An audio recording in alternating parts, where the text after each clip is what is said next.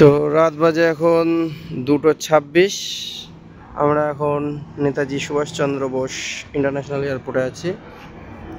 সেই আমাদের নেতাজি স্ট্যাচু, আমাদের ইন্ডিয়ান ফ্ল্যাগ। এটা হচ্ছে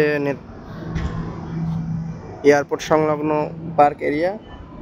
তো আমরা এখন ওয়েট করছি। আমাদের দাদু বুজান ওমরা হজের জন্য গিয়েছিলেন, আজকে ওনারা ফিরছেন। তো এখন আমরা এখানে ওয়েট করছি। সম্ভবত 4A 4B থেকে এক্সিট করবে। ওখানে কিছু লোক দাঁড়িয়ে আছে আমাদের, আমরা এখানে অপেক্ষা করছি। দেখা যাক কতক্ষণ অপেক্ষা করতে হয়। এখন চেকিং চলছে।